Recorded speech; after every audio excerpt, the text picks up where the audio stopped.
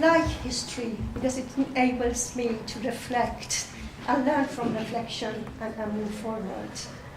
For those of you who are, like me, young at heart, remember the WHO initiatives on healthy cities back in the 80s. That initiatives then moved into healthy universities, healthy schools, healthy communities, and healthy hospitals. The architect of that initiative was very much the Ottawa Charter for Health Promotion back in '86, the year when I started my career in Birmingham as health promotion specialist. The idea was, if health is created, what's happening? Oh, no. Okay. The idea was, if health, I don't know what's happening. Okay. If health is created in the context of everyday life, so where people live, work, love, and more recently, where to do shopping, traveling, and Googling, then the maintenance of health should be outside the health service. And that was actually quite radical when it came into being. And from that perspective, as I was saying to Richard earlier on, is such a forward thinking and welcoming that after 3 decades, we went back and put all our health promotion public health activities into the city council rather than the NHS. Because that is really where health can be maintained in terms of the education, in terms of environment, in terms of healthy community. The Ottawa Charter, as most of you know, which is almost 28 years, at the time when it came, I really don't know why this is happening. At the time when it came into being, it was considered very radical. And we call it the new public health. The reason for that,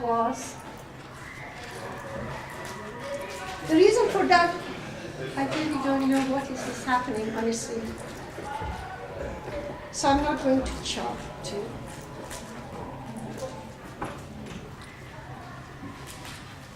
I don't know why. It just moves automatically. I'm not doing anything. Okay. But I need that. Okay.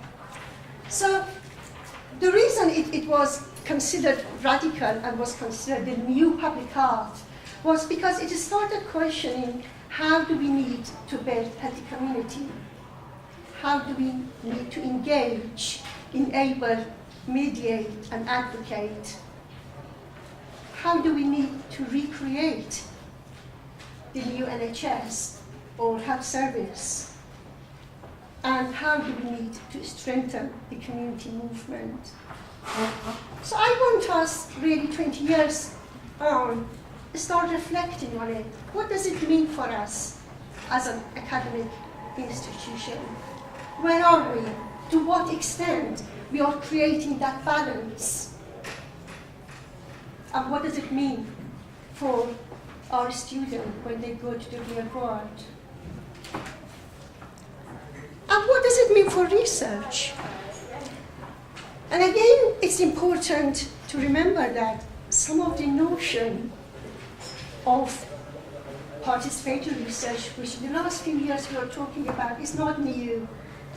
Cooperative inquiry approach is something which was advocated by Rabiee back in '85. In fact, 1 year before the Ottawa Charter.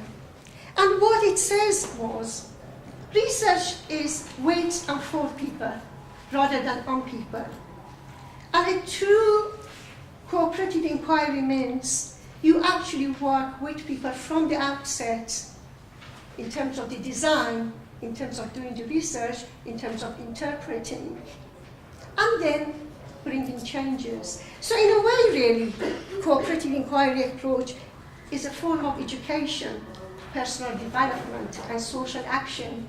And it is through this action that we can make a proper impact on people's life, on real life.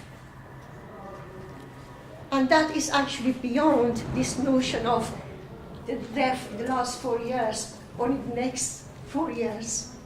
So I'm now going just to give you a few examples of type of work I've done in relation to cooperative inquiry and the changes it had made on people's life, both in our city and internationally.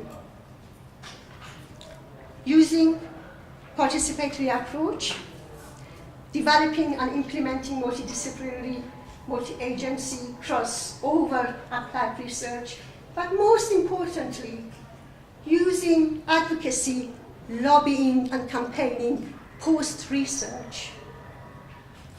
I think we should not underestimate the role and responsibility of a researcher. It does not end when the research is finished, when we do papers, when we do dissemination.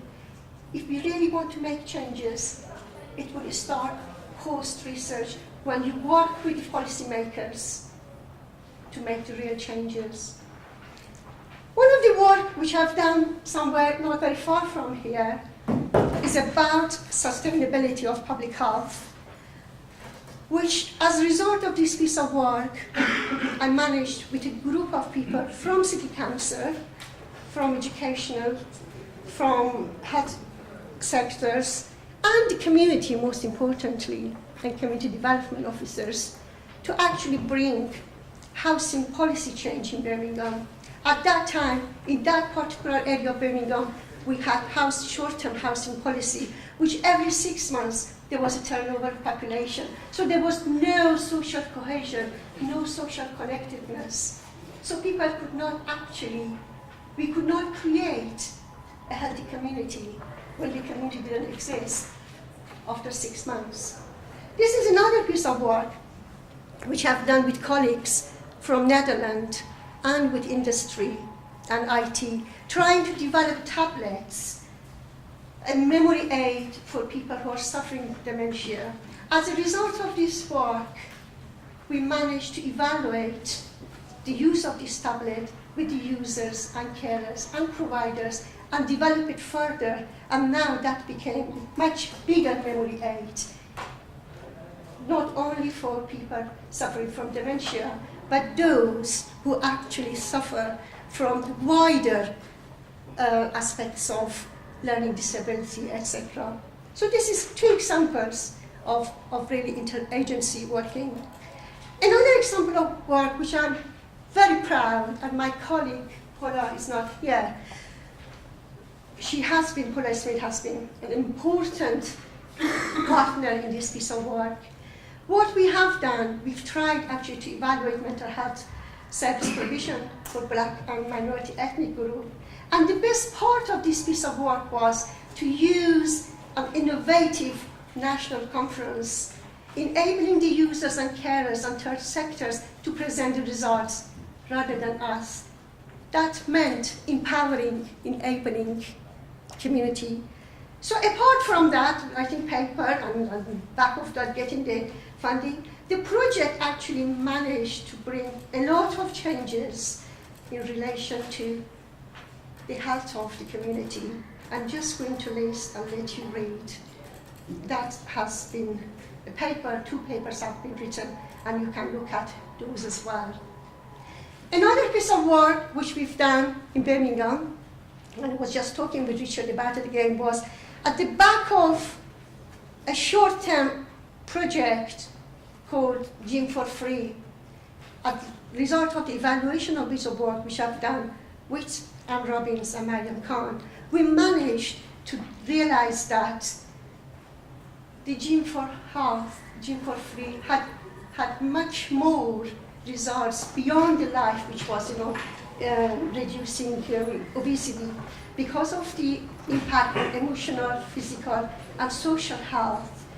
We managed to work with the policymakers and make that program as a feature of Birmingham. It's called Be Health, Be Active. Those of you who live in Birmingham know this program is free for everyone from 9 to 5. So these are some of the examples of the work I've done. And in summary, all I want to say is, if we want to develop well-being, we need to go beyond physical health.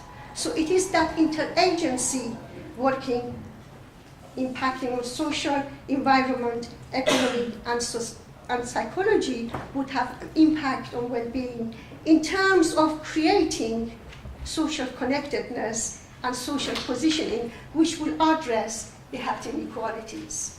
Thank you very much.